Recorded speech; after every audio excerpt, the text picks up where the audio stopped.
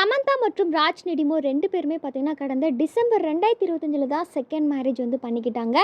இந்த நிலையில அவங்க இப்ப பிரெக்னன்ட்டா இருக்காங்க. அதாவது 4 மந்த் கம்ப்ளீட் ஆகி 5 மந்த் வந்து ஸ்டார்ட் ஆகியிருக்கு. அவங்க பிரெக்னன்ட்டா இருக்கிற விஷயத்த அவங்களே பார்த்தீங்கன்னா, அவங்களோட சோஷியல் மீடியா பக்கத்துல அஃபிஷியலாவே அனௌன்ஸ் பண்ணியிருந்தாங்க.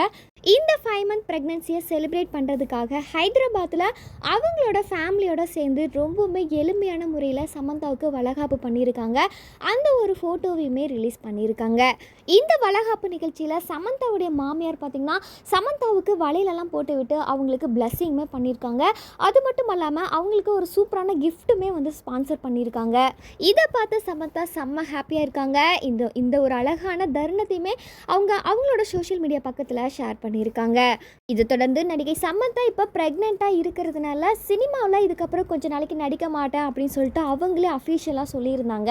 இதுக்கு முன்னாடி நடிகை சமந்தா ரீசெண்டாக பார்த்தீங்கன்னா மாயிண்டி பங்காரம் அப்படின்ற திரைப்படத்தில் நடிச்சிருந்தாங்க. இப்போ அந்த மூவி பார்த்தீங்கன்னா பிளாக் பஸ்டராக இருக்குது. கிட்டத்தட்ட இந்த மூவி 100 crores வந்து கிராஸ் பண்ணியிருக்கு.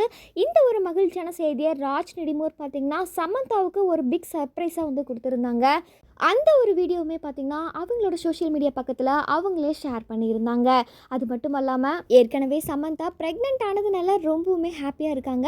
இப்போ ஒரு இரட்டை சந்தோஷம் கொடுக்குற மாதிரி அவங்க நடித்த படம் இப்போ பிளாக் பஸ்டராக இருக்குது. இந்த ஒரு விஷயம் அவங்களுக்கு கிடைச்ச ஒரு மிகப்பெரிய காட் கிஃப்ட்னே சொல்லலாம். இதுக்கப்புறம் நடிகை சமந்தா சினிமாவில் கொஞ்சம் நாளைக்கு நடிக்கல அப்படின்னு சொல்லியிருந்தாலும் குழந்தை பிறந்ததுக்கப்புறம் கண்டிப்பாக இதே மாதிரி அவங்க கம்பேக் கொடுப்பாங்க அப்படின்னு சொல்லிட்டு எதிர்பார்க்கப்படுது.